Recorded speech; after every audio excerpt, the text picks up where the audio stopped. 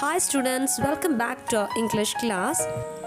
Here it is a detailed explanation of the story The Best Investment I Ever Made. Let's see the first paragraph in detail.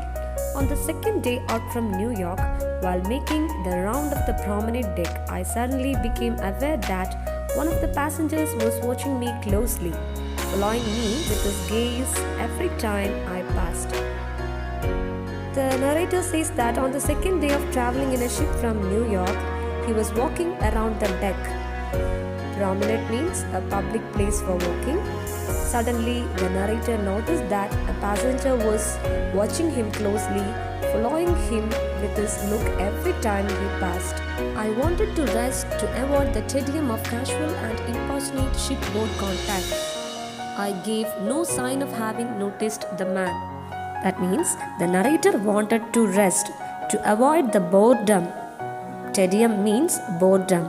Boredom of casual and importunate shipboard contacts. Importunate means asking for things many times in a way that is annoying.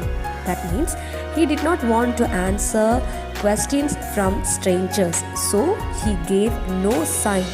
That means pretended or acted that he did not notice him. Next paragraph. Yet there was nothing importunate about him. On the contrary, he seemed affected by a troubled, rather touching diffidence. There was nothing to fear, but the man seemed that he was affected by some problem, a rather touching diffidence. Diffidence means shyness or lack of confidence.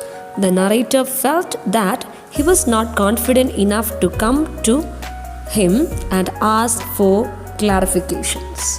He was in his early 40s, rather short in build, with a fair complexion and clear blue eyes. His thin hair had begun to recede from his forehead. He was in his early 40s. He was fair in complexion and short. He had clear blue eyes. His thin hair had begun to stop growing from his forehead. Recede means to stop growing.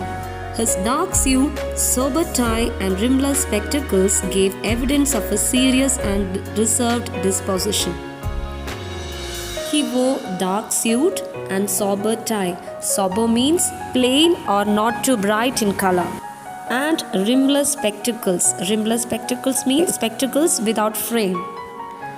All these gave evidence, that means all these shows proved that he was a man of serious and reserved disposition. Disposition means nature. At this point, the bugle sounded for dinner and I went below. That is, it was time for dinner and the narrator went below. Let's move to the third paragraph. On the following forenoon, I again observed my fellow voyager watching me earnestly from his deck chair. Now a lady was with him, obviously his wife. The situation by this time had begun to intrigue me. On the following afternoon also, the narrator noticed that the man was observing him, watching him earnestly, very sincerely from his deck chair. Now a lady was with him, it was his wife. The situation by this time had begun to intrigue me. I discovered from my steward that they were Mr. and Mrs. Jonas from a small suburb of London. Now, Cronin was puzzled and he wanted to know more about this person. Intrigue means interested to know about someone or something. He discovered from the steward that they were Mr. and Mrs. Jonas from an area near London.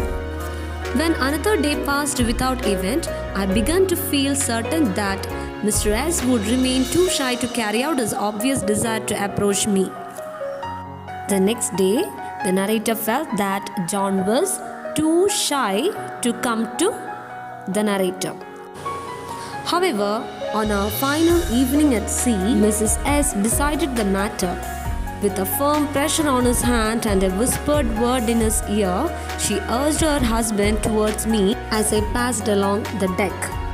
Anyway, on the final evening at sea, Mrs. Jonas persuaded her husband to come and talk to the narrator as he passed along the deck. Fourth paragraph. Excuse me, doctor. I wonder if I might introduce myself. He spoke almost breathlessly, offering me the visiting card he held in his hand and studying my face to see if the name meant anything to me. The man came to introduce himself and gave him his visiting card. Offering the visiting card, the man observed Cronin's face carefully. The name in the card did not mean anything to the narrator.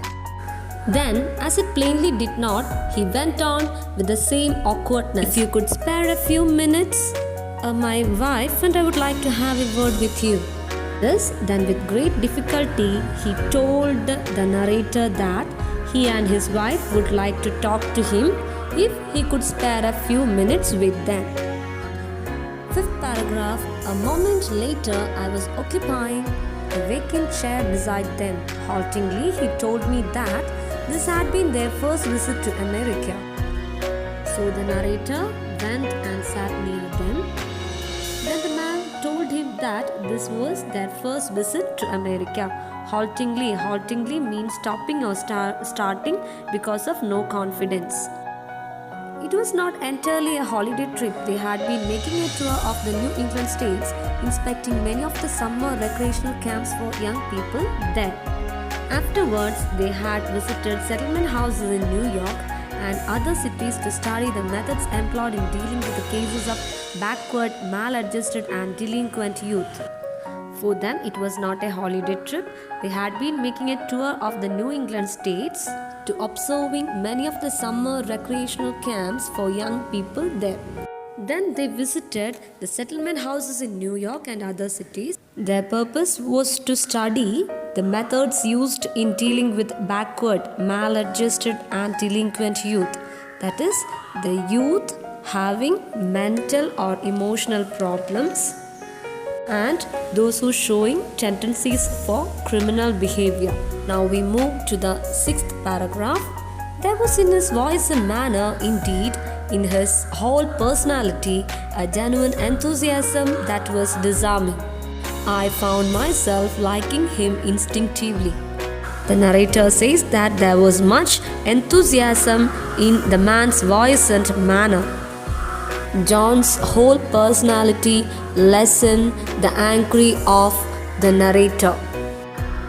Disarming means making people feel less angry or suspicious than they were before. The narrator says that he found himself liking him quite naturally. Instinctively means quite naturally. He began to like the man. Questioning him further, I learned that he and his wife had been active for the past 15 years in the field of youth welfare. That is, asking more questions. The narrator came to know that the man, John, and his wife had been active in youth welfare for the last 15 years.